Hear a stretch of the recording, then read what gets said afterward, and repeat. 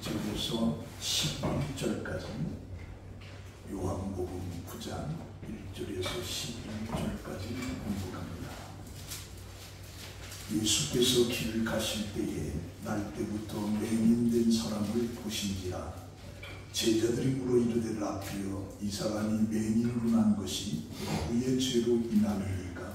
자기니까 그의 부모니까? 예수께서 대답하시되 이 사람이나 그 부모의 죄로 인한 것이 아니라 그에게서 하나님이 하시는 일을 나타내고자 하시니라. 내가 아직 나침에 나를 보내신 이의 일을 우리가 하여야 하리라. 밤이 오리니 그때는 아무도 일할 수 없느니라. 내가 세상에 있는 동안에는 세상의 빛이로라. 이 말씀을 하시고 땅에 침을 뱉어 진흙을 이겨 그의 눈에 바르시고 이르시되 실로암 못에 가서 씻으라 하시니, 실로암은 번역하면 보냄을 받았다는 뜻이라. 이에 가서 씻고 밝은 눈으로 왔더라. 이웃 사람들과 전에 그가 거린인 것을 보았던 사람들이 이르되 이는 앉아서 구걸하던 자가 아니냐. 어떤 사람은 그 사람이라 하며 어떤 사람은 아니라 그와 비슷하다 하거든. 자기 말은 내가 그러라 하니, 그들이 묻되 그러면 내 눈이 어떻게 떠졌느냐. 대답하되 예수라 하는 그 사람이 진흙을 이겨 내 눈에 바르고 나더러 실로암에 가서 씻으라 하기에 가서 씻었더니 보게 되었노라. 아멘. 독특한 말씀으로 실로암에 가서 씻으라 라고 하는 내용으로 함께 의미를 받습니다. 2011년 노벨 물리학상 수상자인 애덤 리스는 이런 말을 했습니다. 노벨상을 받았을 때 난 그게 내게 천재라고 하는 뜻도 위대한 물리학자의 순위에 들었다는 뜻도 아니라는 것을 직감했다. 그건 대체로 딱 맞는 시간에 딱 맞는 장소에 있었기에 그 발견에 기이한 운 좋은 사람이 받은 상이다. 그렇게 말을 합니다. 홍콩 과학기술대 교수 김현철 교수는 경제학이 필요한 순간이라고 하는 그 책에서 나는 거의 30년 전 연세대 의과대학에 꼴등으로 합격을 했다. 기가 막히게 운이 좋았다. 그리고 왜 가난하고 교육받지 못한 사람들이 더 아픈 걸까라고 하는 것을 고민하던 나는 의과대학을 졸업하던 해에 경제학 공부를 시작하게 했다. 선망의 대상이던 미국 컬럼비아대는 세계 각국의 최우수 대학교 학부 과정의 최상위권 학생들이 입학을 하는데 내 학점은 그들보다 낮았다. 그런데 그의 컬럼비아대에 한국인 교수가 부임해 박사과정 입학을 주관했다. 그래서 한국의과대학의 입학 성적이 높으니 내 의대 학점이 좀 낮아도 뛰어난 학생이라고 판단해서 나를 입학을 시켜줬다. 그래서 내 인생은 다시 한 번 더 바뀌어졌다. 이 박사과정을 마치고 아이비리그 대학인 교수로 채용됐는데 지원자 수백 명 중에 최종 후보자 4명을 선발해서 사흘을 거쳐서 압박 면접을 했다. 심장이 터질 것 같았던 순간들, 너무 긴장해서 먹은 것을 토했던 일을 추억으로 남았다. 모든 것을 쏟아부었지만 내가 교수로 낙점된 데는 사실 지도교수의 역할이 결정적이었다. 그런 내가 박사과정을 마무리하던 때에 안식년으로도 코넬대에 초빙교수로 가 있었는데 그때 코넬대에서는 내 지도교수를 채용하려고 했는데 그 교수는 전적으로 나를 강력하게 추천해서 내가 코넬대 교수가 되었다라고 얘기합니다. 그러면서 김 교수는 내 커리어는 이렇게 행운의 연속이었다. 또 중요한 순간에 나를 도와줄 누군가가 마침 그 자리에 있었다. 물론 나는 경제학자로 능력도 있는 편이고 누구 못지않게 열심히 노력했다. 그러나 나만큼 능력 있고 노력하는 경제학자는 많다. 내 능력과 노력만으로 내 성취를 충분히 설명할 수는 없다.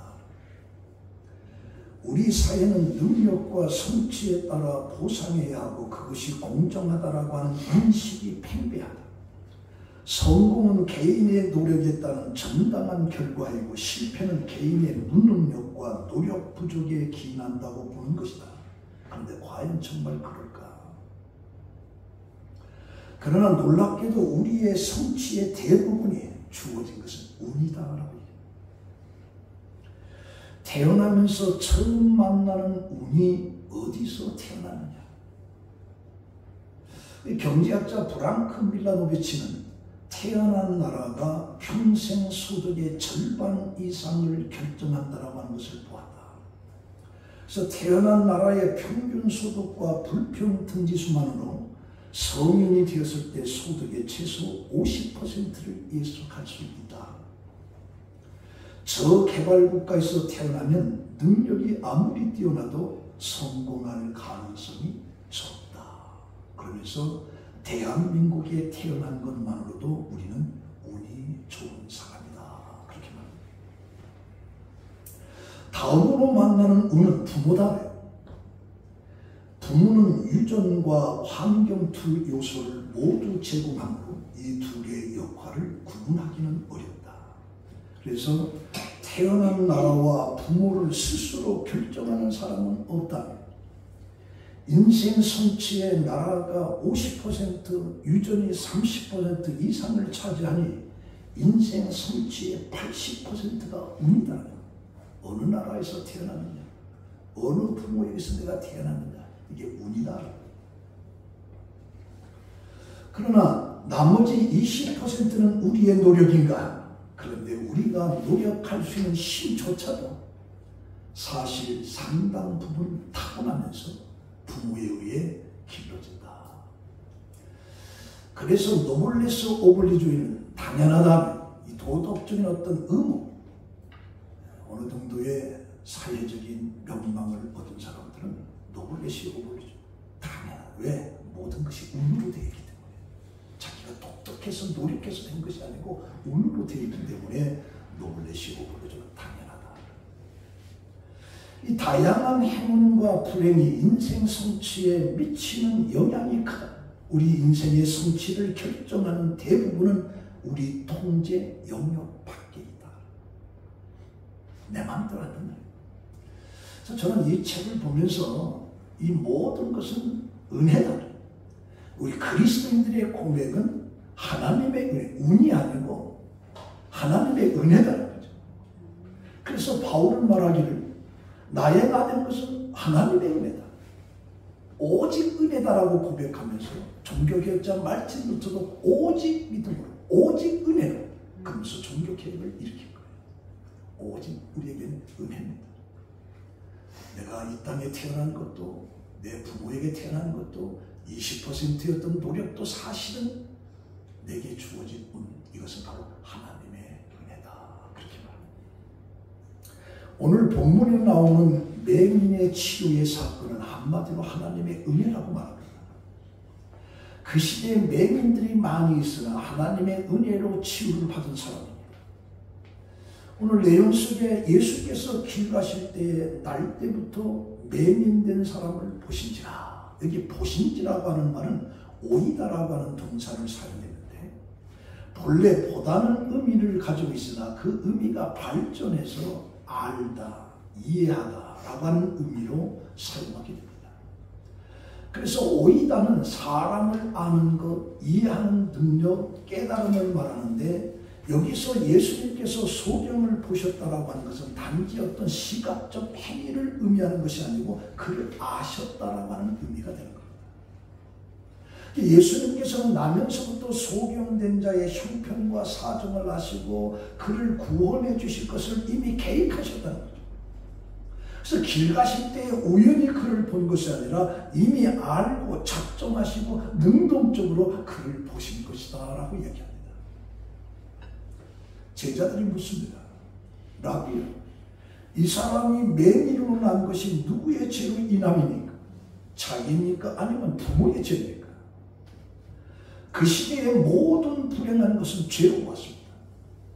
당시 유대인들은 죄 없는 고통이 없다라고 하면서 모든 고통은 하나님의 진노를 초래한 것, 죄 때문으로 본 겁니다. 그래서 이 소경이 자기의 죄입니까? 어머니의 죄입니까? 라고 질문한 거죠. 그러나 예수님께서는 이 사람이 부모의 죄가 아니라 이 사람 죄가 아니라 하나님이 하시고자 하는 일을 나타내려고 했던 것이다 라고 이야기합니다. 이 사실은 욥기에서도 규명이 된 거죠. 욥은 하나님 앞에 온전한 사람이라고 하는데 그에게는 모든 것들이 다 없어지고 자기 몸에 병들면서 죽음만을 기다리는, 그래서 모든 친구들이 와서 네 죄가 얼마나 크게 이렇게 엄청난 고난을 당하느냐라고 할 때 욥은 나는 죄진 게 없다. 자기 의를 강조. 그래서 모든 고통은 죄로부터 온다라고 하는 것을 욥이 해명해 준 거예요. 다시 말하면 하나님의 영역이며 하나님의 뜻과 섭리에 있다라고 하는 것을 강조하는 겁니다.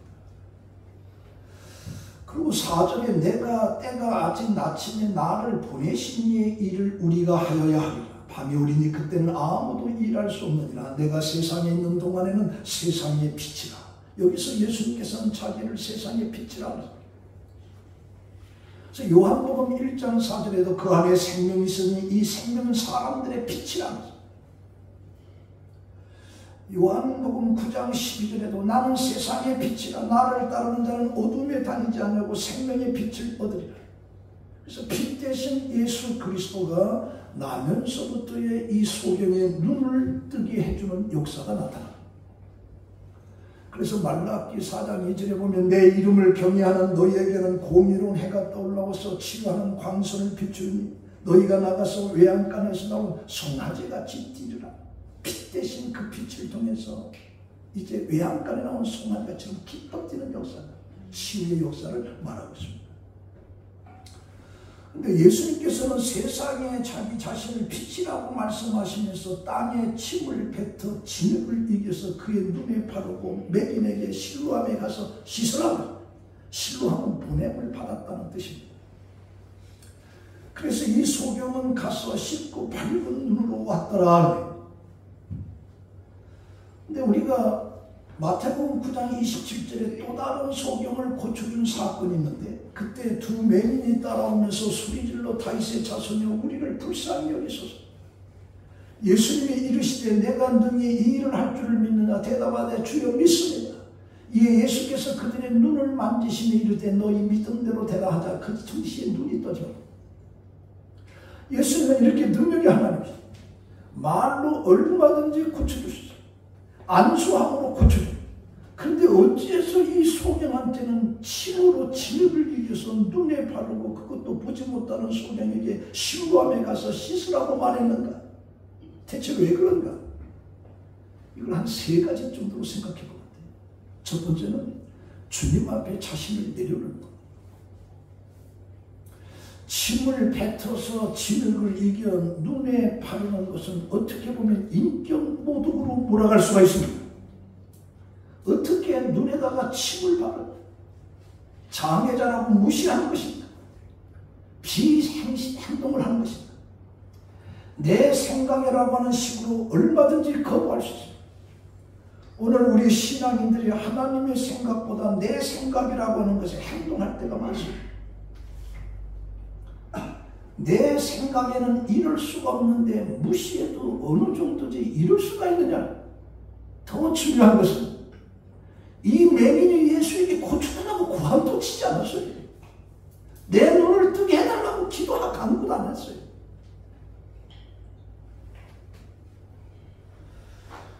어쩌면 실로암에 가서 씻으라고 하는 보다는 동전 몇 입을 주는 게 더 나을 수도 있습니다.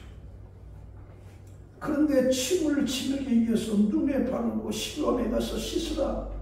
이건 너무너무 무시한 행동입니다.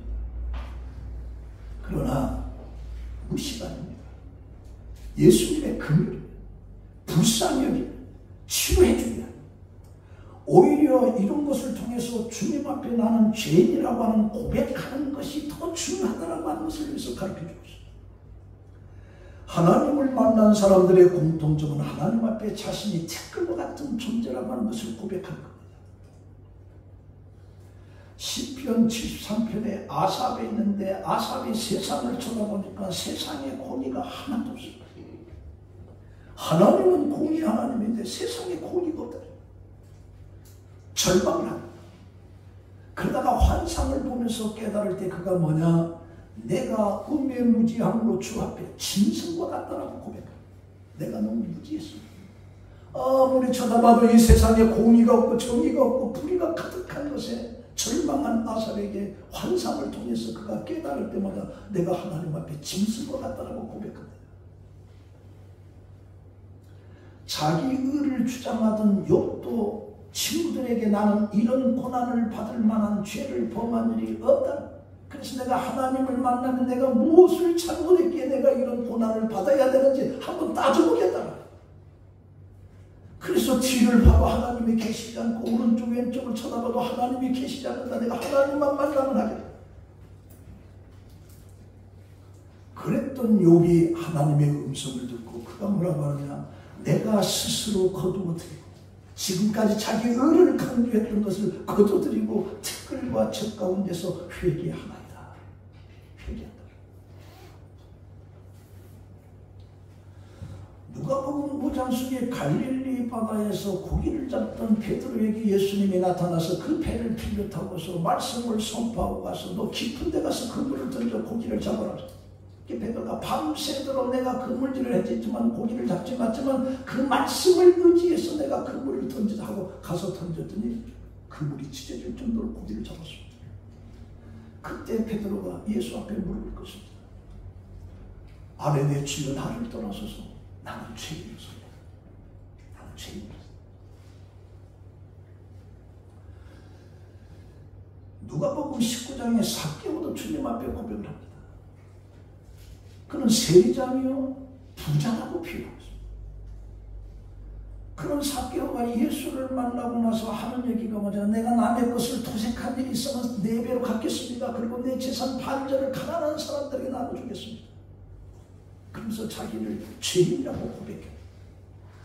그때 예수님께서 이 집에 구원이 이르렀으니 이 사람도 아브라함의 자손, 인자가 온 것은 잃어버린 자를 찾기 위해서 온 것이다. 그렇게 말합니다. 출애굽기 3장에도 모세가 미디안 광에서 하나님 산에 호렙산에 이르렀을 때 떨기나무 속에서 풀꽃이 타는 것을 보는데 그게 사라지지 않아요. 이상하다고 그 현장을 보러 갈 때 하나님의 음성이 들으면서 모세야 모세야 네 이상한 산 것은 거룩한 거니 신을 벗어. 신을 벗는 행위는 상대방에게 경외와 존경을 나타내는 종교적인 행위입니다. 고대 세계에서는 노예들은 신을 신지 않았습니다. 그런데 모세에게 신을 벗으라. 모세는 애굽의 최고의 자리까지 올라갔던 사람, 최고의 학문을 탔던 사람, 군사적인 모든 학문을 탔던 사람, 바로의 뒤를 이어서 인자가 될 수 있습니다. 그런 모세에게 신을 벗으라는 겁니다. 모세의 과거의 전력이 화려합니다. 근데 신을 벗어. 종과 같이, 노예와 같이. 이걸 보면서 중요한 것은 전능하신 하나님 앞에 우리는 자기 자신을 내려놓는 겁니다. 자기 자신을 비우는 겁니다. 주님 앞에 자기의 경력, 교만해서는 안 되는 겁니다. 자존심도 아무 얘기 다 내려놓는 겁니다.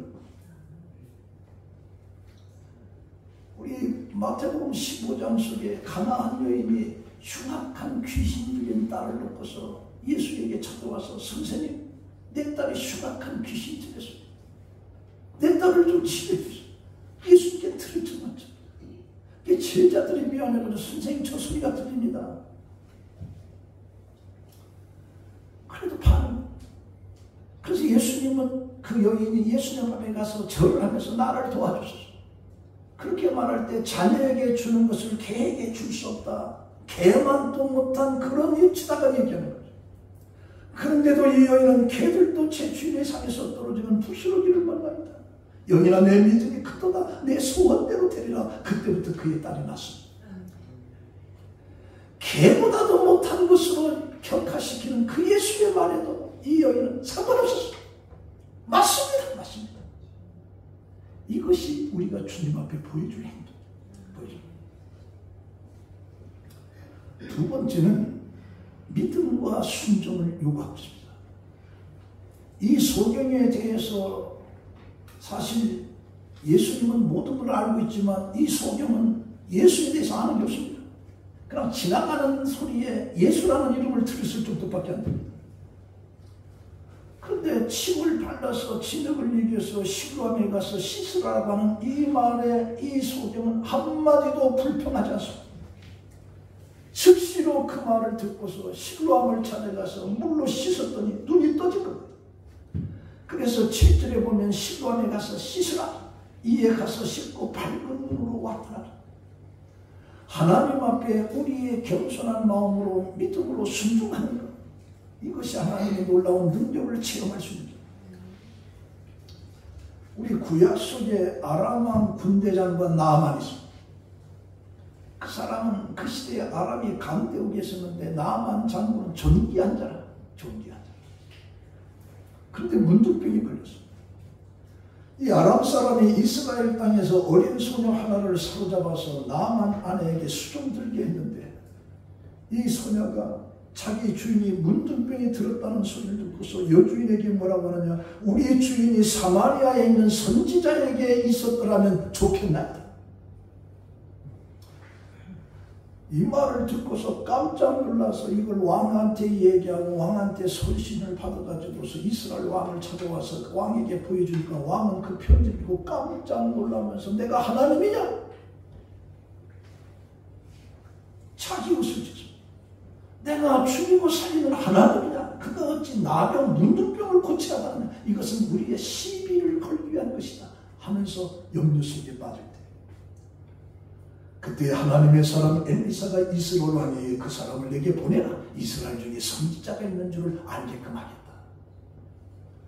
그래서 나아만이 말들과 병거들을 거느리고 엘리사 집에 왔을 때에 열왕기야 5장에 보면 엘리사가 사자를 봐서 너는 가서 요단강에 가서 7번 씻어 내 살이 씌어지리라.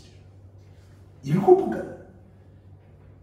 이 실로암에 이 소경한테 가서 한 번만 씻어. 근데 이 나아만 장군 문둥 7번씩 씻어. 그 말을 믿고 저희는 불평했어요. 우리나라에는 요단강보다 더 깨끗한 강이 있는데 내가 거기 가서 씻어.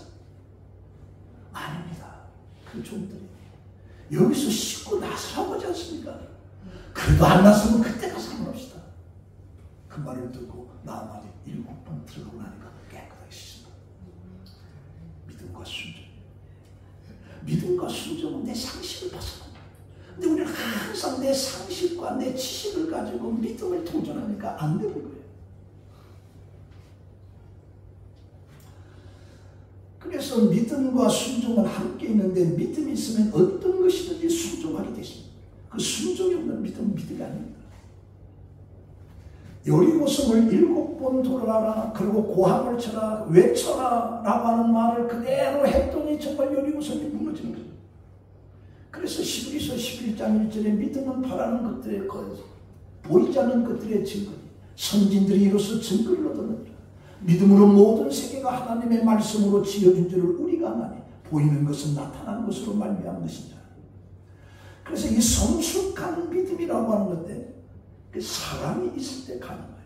사람이 있을 때. 그리스도의 사랑이 우리 마음을 지배한다면 우리는 거짓된 만족과 허황된 성취와 신기루와 같은 쾌락을 쫓지 않습니다. 그리스도 안에는 영원한 기쁨만 추구하는 거예요. 성숙한 믿음을 가진 사람, 하나님을 사랑하는 마음이 가득해요. 세상적인 것을 구하지 않습니다. 그래서 마태복음 22장 37절에 예수님께서는 내 마음을 다하고 목숨을 다하고 뜻을 다하여 주 너희 하나님을 사랑하라. 그리스도를 사랑한다고 하면 우리는 믿음으로 그 무엇인지 순종할 수가 있습니다. 그러므로 우리는 스스로 물어봐요. 내가 과연 예수 그리스도를 사랑하는가?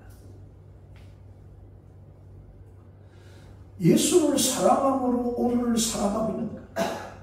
예수를 사랑하면 우리의 소망이 변화되고 우선순위가 바꿔지고 기쁨과 평안이 우리에게 넘치는 것이죠. 그래서 말하기를 사랑은 여기 있으니 우리가 하나님을 사랑한 것이 아니라 하나님이 우리를 사랑한 것인데 바로 우리 죄를 위해서 하나밖에 없는 독생자 예수 그리스도를 화목제물로 드렸다. 여기 하나님의 사랑.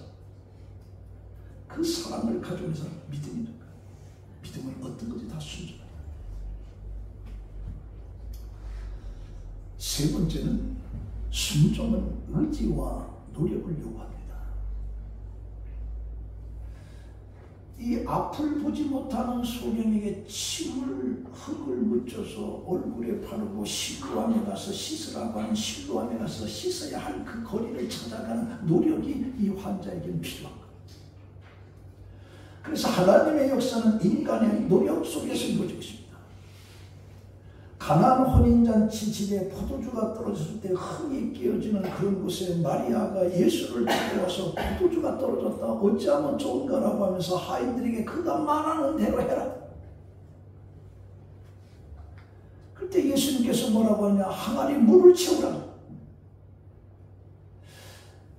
저는 여기서 예수님께서 항아리 물을 채울 것 없이 그냥 포도주가 있으라면 거기 있을 거 아니에요. 왜 구태여 힘든 하인들 또 일을 시켜? 한참 바쁜데. 왜? 인간의 노력이 필요해. 인간의 의지의 노력이 필요해. 창세기 6장에도 하나님께서 노아에게 말하기를 모든 혈육 있는 자의 보악함이 땅에 가득함으로 그 끝날에 내 앞에 이르렀으니 내가 그를 땅과 함께 멸하리라. 그래서 너는 곡폐로 나무로 인해서 방주 배를 만들어라. 그 배는 지금처럼 어떤 항해하는 그 배가 아니고 단지 물 위에 떠 있을 수 있는 구조로 만들어진 겁니다. 근데 그 배 크기가 얼마나냐, 오늘 밑으로 환산해 보면 길이가 137m입니다. 이게 몇 천, 4, 5천 년 전 얘기예요. 137m 배를 만들어 보세요. 너비가 23m, 높이가 10m. 그래서 미식 축구장 길이가 30m 더 긴 거예요. 이걸 만들어라, 이걸 만들어. 그리고서 창세기 6장에 뭐라고 했느냐? 너는 먹을 모든 양식을 내게로 가져다가 저축하라. 이것이 너와 그들이 먹을 것이 되리라. 이 세상을 전부 다 심판하겠다라고 하면서 배를 만들으라고 하는데 배를 만들면 경험도 없을 거 아니에요. 137m의 엄청난 배를 어떻게 만들어요? 홍수를 심판할 때 그때 그냥 노아 가족만 사회에 갖다 놓으면 될 거 아니에요. 근데 왜 배를 만들으라고 하냐? 인간의 의지와 노력이 필요한 거예요. 하나님이 그걸 보고 역사하시죠. 근데 우리는 가만히 앉아서 하늘에 돈이 벽처럼 떨어지길 바라는 거예요. 하나님이 그런 복을 주셨습니다. 맨날 여러분들이 기도해 보세요. 그런 기도 응답이 안 됩니다. 그래서 신앙생활이라고 하는 것은 내 뜻을 꺾어서 하나님의 뜻으로 맞춰가는 거예요. 하나님의 뜻은 항상 옳고 복되지만 내 뜻은 언제든지 틀릴 수 있기 때문에, 그래서 신실한 기도 생활을 하는 사람은 자신의 뜻을 관철시키기 위해서 기도하지 않습니다. 항상 하나님의 뜻에 순종하는 기도에 초점을 그렇게 맞춰가는 거예요. 초보적인 자라는 어떻게든 내 소원 이루게끔 해서 기도하지만 신앙이 성숙한 사람은 전혀 그렇지 않습니다. 내 뜻이 아니라 하나님의 뜻. 그래서 하나님 앞에 지나치게 내 뜻을 고집하거나 내 뜻대로 되는 것을 기도의 응답이라고 말하는 사람은 사탄의 미혹을 받을 성질이 참 많습니다. 하나님께서 내 소원 들어주셨다면 내기나 맞죠. 가룟 유다가 예수를 통해서 자신의 꿈을 이루기를 원했습니다. 예수를 통해서 성공적인 인생에 살기를 원했습니다. 그래서 은 30에 예수를 팔아버린 거예요. 왜? 자기 뜻을 이루기 위해서. 제자들도 마찬가지예요. 그래서 예수님이 잡히시다가 주님을 버리고 다 도망을 간 거예요. 그러나 예수님께서는 십자가의 죽음 앞에 두고서 땀이 피가 되도록 흐르면서 아버지 이 잔을 피하게 해주십시오. 그러나 내 뜻대로 하지 마시고 아버지 뜻을. 그래서 기도라고 하는 아버지 뜻에 맞추는 것이 내 소원을 성취하기 위한 것이 아니라 어린아이와 같은 기도라.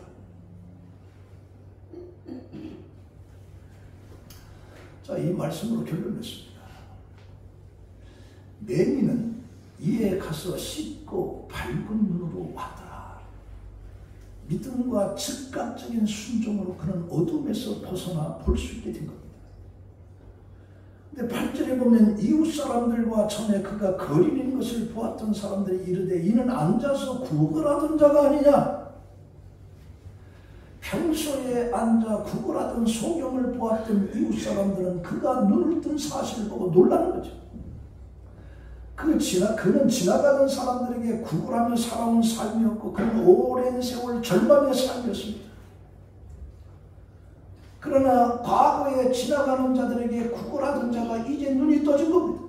그는 회복이 된 겁니다. 새로운 삶을 살아갈 수 있게끔 됩니다.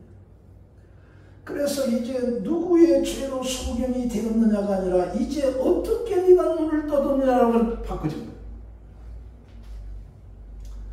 그래서 9절에 보면 어떤 사람은 그 사람이라며 어떤 사람은 아니라 그와 비슷하다 하거늘 아니다 맞다 서로 충돌할 때 그때 이 소경이면 바로 나다. 내가 그다. 내가 그다. 어쩌면 구걸하던 비참한 그런 모습을 숨기고 싶은 마음도 한데 사람들은 자기 과거에 구차하고 불행했던 과거를 자꾸 숨깁니다. 그리고 과거에 화려했던 얘기만 자꾸 해요. 근데 이 소경은 내가 바로 그다. 내가 바로 그다. 그러면서 자기가 그 사람이라고 간증을 하는 거죠. 그들이 뭐라고 하냐. 그럼 네가 눈이 어떻게 떠드느냐. 대답하되 예수라는 그 사람이 진흙을 이겨 내 눈에 바르고 나더러 실로암에 가서 씻으라게 가서도 씻었더니 내가 이렇게 보게 되었다라고 하면서 그 사람은 바로 예수다. 예수다. 이것이 오늘 우리 그리스도인들이 큰 소리로 말해야 할 말입니다. 어디를 가든지 누구를 만나든지 예수 그리스도는 하나님의 아들이요 그를 믿으면 구원받는다라고 하는 말을 담대히 우리는 외쳐야 된다. 우리는 그리스도인들의 진리다. 그래서 누이스라고 하는 신학자는 이렇게 말합니다. 우리는 예수 그리스도를 바라보는 동안만 그리스도입니다. 예수 그리스도를 바라보는 동안 주님이 나를 지배하기 때문이다. 내가 예수 그리스도를 바라볼 때만이 그리스도. 내가 예수 그리스도를 바라보지 않을 때는 예수가 나를 지배하지 않는다. 우리가 오직 예수님 한 분으로 예수님을 따를 수 있다라고 하는 거 이거 하나만으로 만족하지 못한다고 하면 그 사람은 그때부터 진정한 그리스도인이 아닐 수도 있다. 내가 가난하든 병들든 나는 그리스도 하나로 만족한다라고 할 때 그게 그리스도. 그것으로 만족하지 못하게 되면 그 신앙은 문제가 있다. 그러니까 예수님 자체가 목적이 아니라 예수님을 통해서 얻게 되는 유익을 신앙생활의 목적으로 살게 되면 이 사람은 예수를 믿지만 어디까지나 그 목적이 자기 실현이에요. 예수의 뜻을 실현, 자기 실현, 자기 실현. 그러므로 나에게 스스로 질문을 내가 주님을 위해서 존재하는가 아니면 주님이 나를 위해서 존재하는가 한번 스스로 내가 주를 위해서 존재하는가 아니면 주님이 나를 위해서 존재하는가라고 하는 질문 속에 여러분들이 어떤 것이 바람직하고 참된 신앙인지를 알고 정말 하나님을 잘 믿고 하나님을 기쁘시게 하는 그런 삶이 되기를 예수의 이름으로 축원합니다. 하나님 오늘 실로암에 가서 씻으라고 하는 말로 인해서 그는 가서 씻음으로 눈이 떠짐으로 그의 인생에 180도의 변화가 일어났습니다.